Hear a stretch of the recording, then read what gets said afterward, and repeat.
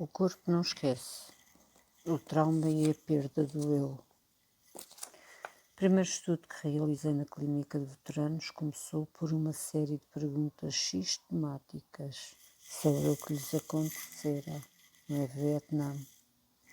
Queria saber o que os tinha desequilibrado e porque é que alguns tinham entrado em colapso em consequência dessa experiência, enquanto outros tinham sido capazes de prosseguir com as suas vidas.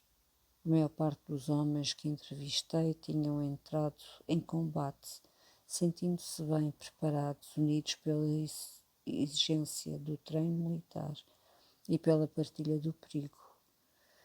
Trocavam fotografias das famílias e namoradas, suportavam os defeitos uns dos outros e estavam prontos a arriscar a vida pelos amigos.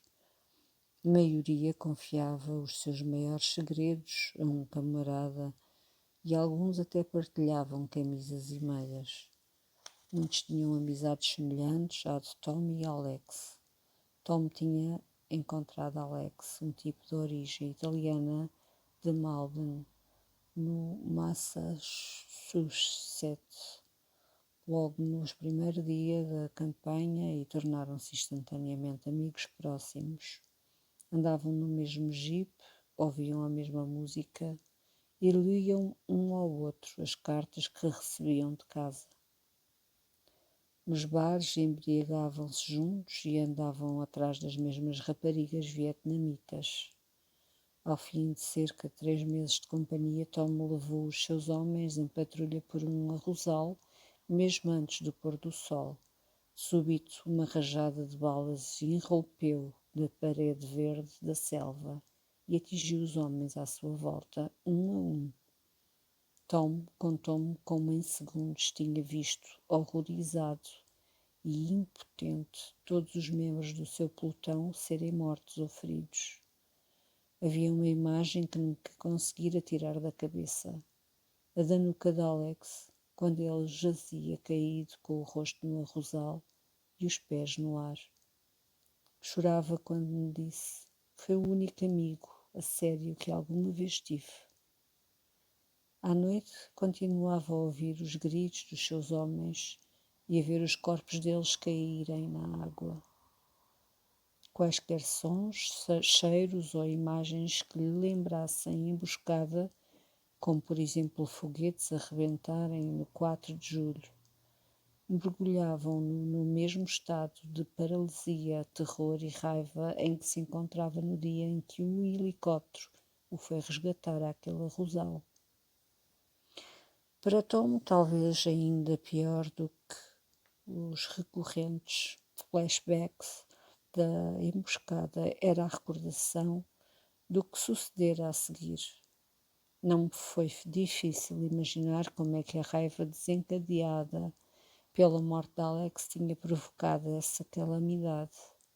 Tom demorou meses a lidar com a sua vergonha paralisante antes de me conseguir contar o que se passara. Desde tempos imemoriais, os veteranos, como Aquiles na Ilíada de Homero, reagem à morte dos seus camaradas com atos de vingança indescritíveis. No dia a seguir à emboscada, tomado por um frenesi assassino, Tom entrou numa aldeia próxima e matou crianças, um agricultor inocente e violou uma mulher vietnamita. Depois disso, tornou-se para ele verdadeiramente impossível enfrentar o regresso a casa. Como é que alguém reencontra a namorada e lhe diz que violou uma mulher igual a ela, ou olha para o filho que dá os primeiros passos e se lembra da criança que assassinou?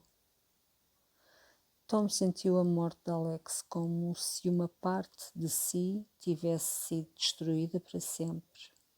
A parte boa, honrada e digna de confiança. O trauma, seja o resultado de um ato infligido ou cometido, torna quase sempre difícil o envolvimento em relações íntimas. Depois de se ter passado por qualquer coisa tão indescritível, como é que se aprende a confiar outra vez em si mesmo ou noutra pessoa? Ou ao invés, como se entregar a uma relação de amor quando se sofreu uma violação brutal? Tom continuou a aparecer regularmente para as consultas porque eu tinha-me tornado para ele um laço vital, o pai que ele nunca tivera, um Alex que tinha sobrevivido à emboscada. É preciso uma enorme confiança e coragem para deixar que as recordações regressem.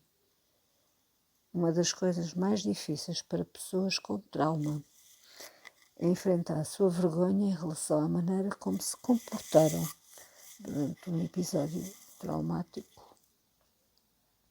Quer essa vergonha seja objetivamente infundada, como no caso da criança que tenta acalmar o seu agressor, ou justificada, como no caso de alguém que cometeu atrocidades. Uma das primeiras pessoas a escrever sobre este fenómeno foi Sarah Helen, que tinha um gabinete perto do meu na clínica de antigos combatentes. O seu artigo intitulado Quando o doente conta atrocidades constituiu uma peça muito importante para a criação do diagnóstico TSPT. Neste artigo, ela aborda a dificuldade quase insuperável de contar e de ouvir contar os atos horrendos que muitas vezes são cometidos por soldados em teatros de guerra. Já é suficientemente terrível enfrentar o sofrimento que foi infligido por outros, mas no fundo muitas pessoas traumatizadas são ainda mais assombradas pela vergonha do que fizeram ou não fizeram naquelas circunstâncias. Desprezam-se por se terem sentido tão aterrorizadas, dependentes, furiosas ou excitadas. Mais tarde encontrei um fenómeno semelhante entre as crianças vítimas de abusos sexuais. A maior parte tem uma imensa vergonha dos atos que cometeu para sobreviver e manter uma ligação com a pessoa que abusou delas. Isto é especialmente verdadeiro se o abusador é alguém próximo da criança ou de quem ela dependia, como sucede com tanta frequência. Este sentimento pode conduzir a uma situação em que já não se sabe se foi vítima ou se consentiu o abuso, o que por sua vez leva à confusão entre amor e terror, entre dor e prazer. Ao longo deste livro regressaremos a este dilema. Torpor. Talvez o pior dos sintomas de Tom fosse a impressão de se sentir emocionalmente insensível. Queria desesperadamente amar a família, mas era absolutamente incapaz de ter sentimentos profundos pela mulher e pelos filhos. Sentia-se emocionalmente distante de todos, como se o seu coração estivesse congelado e ele vivesse por trás de uma parede de vidro. Esse torpor estendia-se a ele. Na verdade, não conseguia sentir nada, com exceção dos acessos momentâneos de fúria e de vergonha. Contou-me que mal se reconhecia quando se olhava ao espelho para fazer a barba. Quando ia ao tribunal defender um caso, observava-se à distância e perguntava como é que aquele tipo que por acaso parecia com ele e falava como ele era capaz de apresentar argumentos tão pertinentes. Quando ganhava um processo, fingia estar contente. E quando perdia era como se soubesse que isso ia acontecer. Estava de antemão resignado com a derrota. Apesar de ser um advogado muito eficaz, sentia-se sempre a flutuar no espaço, sem orientação nem motivação. A única coisa que ocasionalmente o aliviava desta sensação de ausência de objetivo era quando se envolvia intensamente num caso específico. Durante o nosso tratamento, Tom teve de defender um gangster acusado de homicídio. Enquanto durou o julgamento, esteve totalmente absorvido a elaborar uma estratégia para ganhar e ficava muitas vezes acordado a noite inteira a estudar um dossiê que o entusiasmava a sério. Disse-me que era como estar em combate. Sentia-se completamente vivo e nada mais importava. No entanto, no momento em que Tom ganhou casa, sua energia e motivação desapareceram. Os pesadelos regressaram e os ataques de fúria também, de uma forma tão intensa que ele se mudou para um motel para ter a certeza de que não magoaria a mulher e os filhos. Mas estar só era também aterrorizador, porque os demónios da guerra regressavam com toda a força. Tom tentou manter-se ocupado a trabalhar, a beber e a tomar medicamentos, a fazer tudo para não ter de enfrentar os seus demónios. Por exemplo, punha-se a ler a revista Soldier of Fortune e fantasiava com a ideia de se alistar como mercenário para combater numa das muitas guerras regionais que então se travavam em África. Nessa primavera pegou na Harley e foi pela autoestrada de Cancamagos, no Novo Hampshire.